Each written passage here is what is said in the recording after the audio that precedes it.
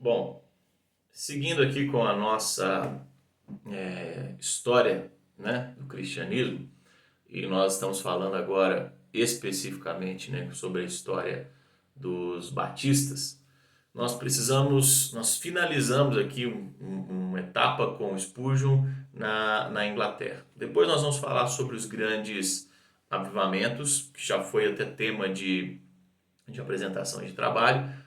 E agora eu quero falar para você como o Evangelho veio para a América, né? Para a questão da nossa, vai chegando mais perto da nossa realidade aqui.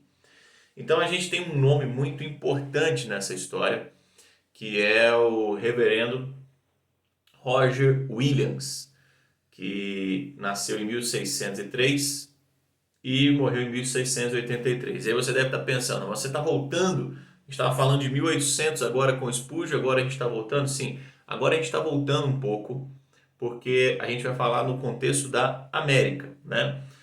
Esse Roger Williams, ele trouxe praticamente consigo, né, a questão dos batistas aqui na América.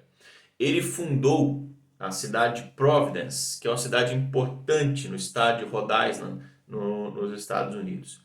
Ele estudou as línguas indígenas aqui da América do Norte, né? E ele era muito ativo na questão de se posicionar contra a escravidão. Então ele não queria a questão da escravidão, ele trabalhou contra isso e ele funda a primeira igreja batista na América. E ali ele abrigou as minorias, ele deu liberdade às minorias religiosas, tá? E organiza a primeira tentativa oficial de proibição da escravatura. Então, presta bem atenção, porque a gente vai ver no contexto da Igreja Batista nos Estados Unidos, na América do Norte, um contexto muito voltado para a questão social também. Sempre houve essa questão social junto com o avanço da Igreja Batista, em todas as áreas. A gente vai ver questões de liberdade de culto, nós vamos ver questões de liberdade das pessoas, até bem depois, quando a gente vai chegar a Martin Luther King, um batista que brigava, né, por essa questão, lutava pela sua questão dos problemas raciais, e a gente vai falar sobre ele também. A gente está falando agora de um homem que já veio para cá em 1680 falando contra a escravidão. Então, Williams ele terminou seus dias crendo, tá, que as ordenanças da igreja elas foram perdidas quando houve a junção lá em Constantino, né, lá com Constantino. Então, para ele ali tudo foi perdido. Então, não havia mais pessoas qualificadas para validar essas ordenanças, a ceia, o batismo, tá? E então ele não acreditava que as formas eclesiásticas elas eram válidas com essas pessoas, né, com essa igreja. Então ele simplesmente achava que para o servo de Deus, a única coisa que ele tinha que fazer era esperar a volta de Jesus e com isso, nesse tempo, trabalhar para que a sociedade fosse mais justa. Os batistas, eles têm um crescimento assombroso na América do Norte. Tá? Eles iniciaram sua trajetória nas colônias americanas, tá? 1630 por aí. Era uma seita pequena, desprestigiada, só que por volta de 1890 já haviam cerca de 6 milhões de batistas na América, com juntas missionárias, com tudo organizado. E uma das juntas mais fortes, uma das agências missionárias mais fortes é o que nós conhecemos como a Junta de Richmond. E ela olhava para o Brasil. Essa junta de Richmond, ela olhava para o Brasil. Então, em 1851, cogitou-se a hipótese de vir para o Brasil, em 57, 59, até que surge um homem chamado Thomas Jefferson Bowen, que foi missionário, tá? tá? Batista, o primeiro missionário batista na Nigéria, tá? Ele foi missionário batista na Nigéria e foi o primeiro missionário batista no Brasil. Ele é uma das figuras mais importantes na história dos batistas, em especial a história dos batistas brasileiros. Ele chega aqui em 21 de maio de 1860. Então, olha só, bastante tempo atrás. Ele já tinha sido o primeiro batista enviado à África Central, na Nigéria, e lá ele aprendeu a língua Yorubá, né? E depois ele é o primeiro batista enviado até o Brasil. Porém, né, assim que ele chega ao Brasil, ele não tem tanta fama, nós não ouvimos falar tanto dele. Mas nós precisamos estudar e reconhecer o trabalho missionário de Thomas Bower, né? Porque ele não só se dedicou a evangelizar os africanos, mas ele também teve um trabalho muito forte com os negros no Brasil, né? Então, ele vem para o Brasil como o primeiro missionário batista e ele formou, seu objetivo era formar no Brasil. Presta bem atenção no contexto dele. Ele vem da Nigéria trabalhando com os negros, né? E ele chega no Brasil, onde existem muitos negros. Questão aqui, a vontade dele era formar no Brasil uma escola para formação de líderes negros, a fim de que esses alcançassem outros povos, né? De preferência, na época havia muita segregação, outros povos negros para o evangelho. E ele encontra, claro, forte oposição entre a igreja romana, críticas e acusações infundadas por parte da imprensa. Ele recebe limitações legais para o seu culto, né? Às vezes passou problema aqui de financeiros aqui no Brasil, e ele era perseguido, né, por todos aqui, porque ele trazia ideias novas, coisas diferentes, né? Os seus recursos financeiros não eram grandes e ele tinha problemas de saúde. Na verdade, o que fez ele abandonar a Nigéria e vir para o Brasil foram problemas de saúde. O que fez ele voltar para os Estados Unidos da Nigéria e o que fez ele voltar, sair do Brasil e voltar para os Estados Unidos também. Quando você vai falar de números, de quantidade, o resultado de Bowen aqui no Brasil não atendeu assim expectativas grandiosas, nós não temos grandes números. Porém, nós temos uma qualidade, nós temos uma atuação importante e significativa dele aqui no Brasil. Ele prega, né, e lá nos Estados Unidos, e o pastor Richard Radcliffe, ele se converte. Lá, né, ele ainda não é pastor, se converte. E ele vem para o Brasil e funda em Santa Bárbara, no estado de São Paulo, em 1871, a primeira igreja batista em solo brasileiro. Então é muito interessante a gente notar que o Radcliffe ele se converte numa pregação de Bowen nos Estados Unidos. O Bowen tinha vindo para cá, voltado para os Estados Unidos, lá ele prega, influencia Radcliffe, Radcliffe vem para o Brasil, né, e vem ser o sucessor do Bowen aqui no Brasil, inaugurando assim a primeira igreja batista. Eu sei que nós temos aqui também a figura de William Booth Bagby, que é muito importante, que muitos falam que ele é o primeiro missionário batista no Brasil, mas nós não podemos deixar de fora a história de Thomas Jefferson Bowen, porque ele chega aqui antes de Bagby. Bagby foi extremamente importante, mas a primeira igreja batista não foi a que foi fundada por Bagby, é sim a que foi fundada por Radcliffe através da influência de Bowen. Então, a história batista no Brasil começa, vamos dizer assim, com esses três nomes. Nós temos o William Buck Bagby, que é o que funda a igreja lá em Salvador. Nós temos o Bowen, que vem e traz um trabalho inicial, né? E nós temos o Radcliffe, que é o pastor que vai fundar a Igreja Batista em Santa Bárbara, tá? Nós temos lá em Santa Bárbara, né?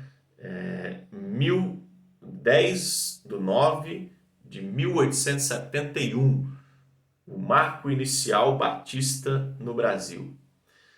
Então, essa igreja ela é fundada quase que exclusivamente por americanos que saem dos Estados Unidos por conta da guerra, né, de secessão, e ela vem para cá e encontram aqui um lugar em Santa Bárbara e montam uma igreja, praticamente uma igreja de americanos, mas é a primeira igreja batista em solo brasileiro.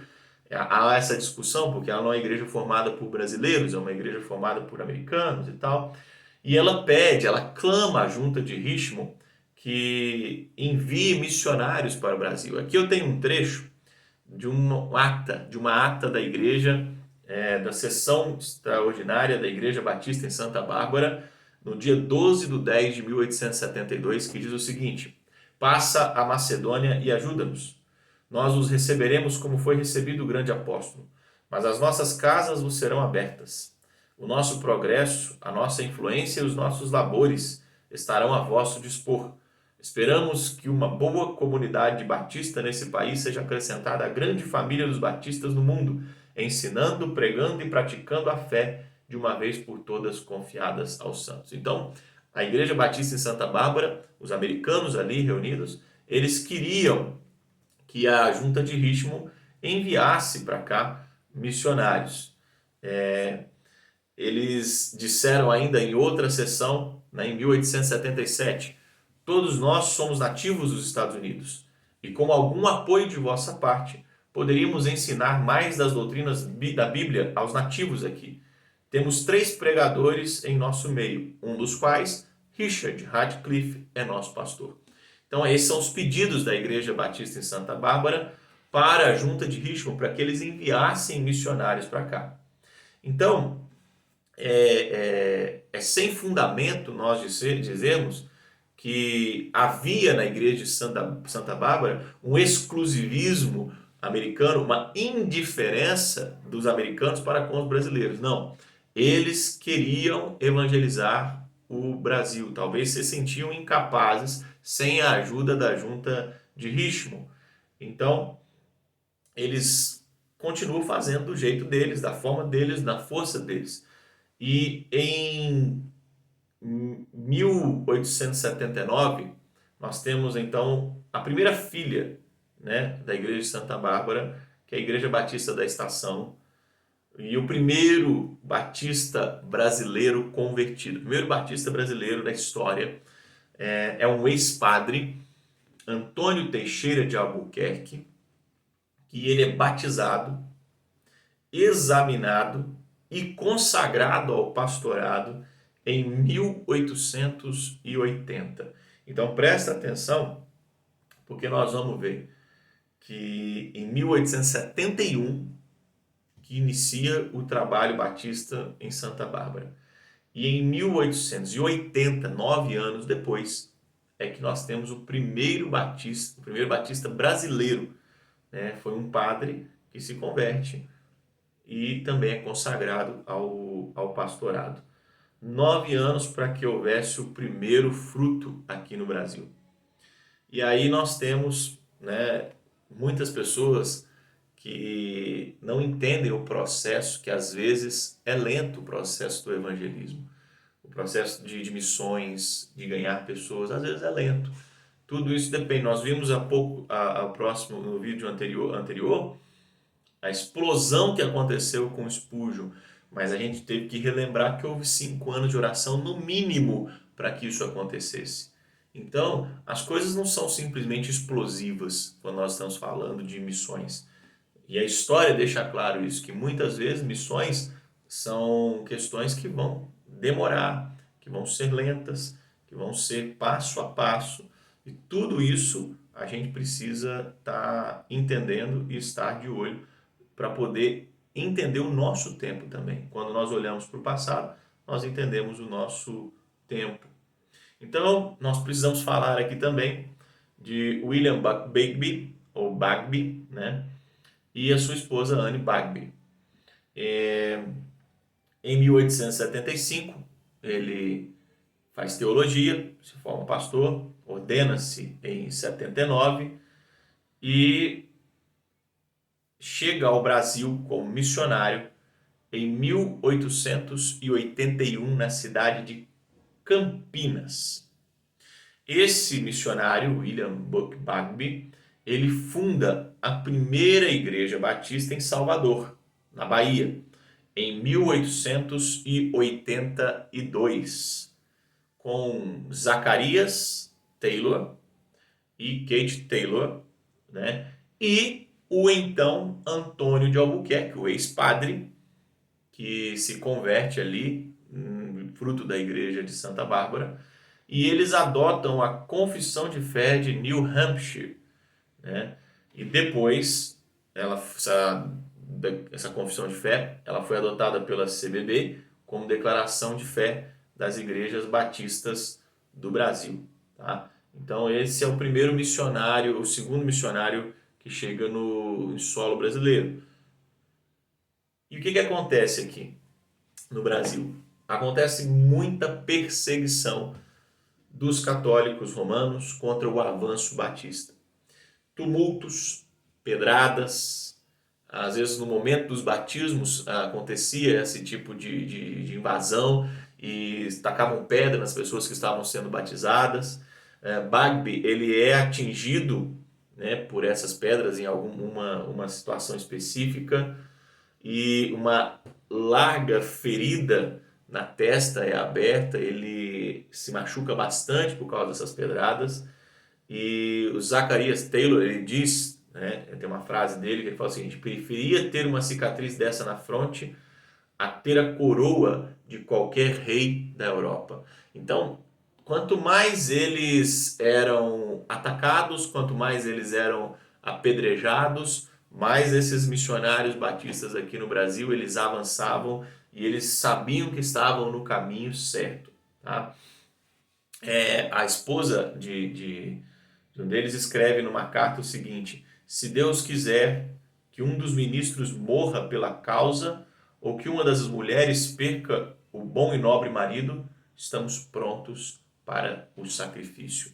Então nós vemos aqui pessoas, missionários, que estavam dispostos a morrer. Estavam dispostos a morrer pela sua causa. Eles não iriam parar. Eles estavam dispostos a morrer pela sua causa. Hoje nós não vemos muito isso. Hoje nós não temos mais muitas pessoas que estão dispostas a morrer pela causa, principalmente no Brasil. As pessoas têm medo de tudo e amor demais à sua própria vida. Eu não vou nem entrar nessa situação para não ficar falando aqui demais o mesmo assunto, né? E nós temos então, em 1891, a chegada de um homem em Belém do Pará, Ulrik Nelson, né? Um sueco que vem para o Brasil para pregar o Evangelho e vender Bíblias. E ele, então, é um dos nomes fortes na evangelização do norte, da Amazônia, do Belém, do Pará. Se você for lá hoje, até hoje, o nome de Ulrik Nelson é muito forte na região norte do Brasil. Ele é o missionário da Amazônia, é o missionário. Ele vem aqui para o Brasil e ele vem pregar o Evangelho e ele tem um sucesso muito grande lá em Belém do Pará. Nós temos um outro nome também chamado Salomão Ginsburg, que também está, nós vamos falar sobre ele também, mas eu quero citar o que acontece aqui. Ulrik Nelson, ele é ordenado pastor em 1897, em Recife. e é missionário, né, oficial dos batistas aqui no Brasil. E o que acontece? Na igreja dele chegam dois batistas vindo da Suécia, Gunnar Wigren e Daniel Berg, né, se identificando como batistas. Eles são recebidos, abrigados pelo seu conterrâneo, e Nelson viaja pelo norte para pelas suas campanhas missionárias. Então, o que começa a acontecer? Esses dois homens, eles começam a fazer reuniões separadas de Ulrich Nelson. E essas reuniões separadas que aconteciam no porão da igreja de Belém do Pará eram reuniões pentecostais. Elas eram cheias de dons, cheias de expressões do Espírito Santo, e essas reuniões não são bem recebidas. Então, numa sessão extraordinária, esses dois homens que chegaram da Suécia, junto com mais 3 pessoas, são excluídos da igreja. E por isso, o que acontece? Wingrenberg, esses dois homens, eles começam um novo trabalho. Eles vão trabalhando ali com a sua visão, e nós temos início então da Igreja Assembleia de Deus no Brasil. Eles são os fundadores da Igreja Assembleia de Deus no Brasil. Ulrich Nelson, ele é o apóstolo da Amazônia. Ele pregou do Acre até o Ceará. Enfrentou febre amarela, varíola, cólera, perseguições brutais.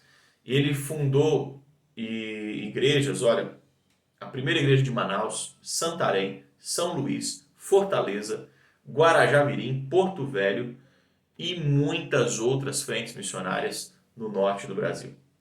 Ele faleceu com 76 anos, tendo 48 anos desses dedicados ao Brasil. O presidente da junta de Richmond, Jenkins, ele disse o seguinte: nenhum outro missionário de nossa junta foi tão abnegado no serviço sacrificial. Foi pioneiro dos batistas em 5 estados da região norte. É impressionante o legado que Ulrich Nelson deixa para a nossa geração e para tudo que a gente tem aqui. Os batistas brasileiros, a CBB, são basicamente 1,3 milhões de membros no Brasil. 7.000 igrejas, 4.000 frentes, 2 juntas missionárias. Nacional, com cerca de 500 missionários e 450 frentes. E a mundial, com cerca de 700 missionários em 64 países. Dezenas de seminários. Convenção Batista Nacional, Convenção das Igrejas Batistas Independentes do Brasil, Associação das Igrejas Batistas Regulares, Batistas do Sétimo Dia, todos esses são dissidentes da Igreja Batista Brasileira, né? No mundo, os batistas estão em 121 países, são 65 milhões de pessoas, 200.000 igrejas, escolas, hospitais, asilos, orfanatos e muito mais. Esse é um resumo aí da história dos batistas. Nós não vamos ficar entrando de forma aprofundada nessa história, porque não é o foco da nossa aula História dos Batistas, mas nós precisávamos passar por ela para deixar você ciente de como aconteceu e por que nós estamos aqui hoje. Tá joia? Que Deus te abençoe. Até o próximo vídeo.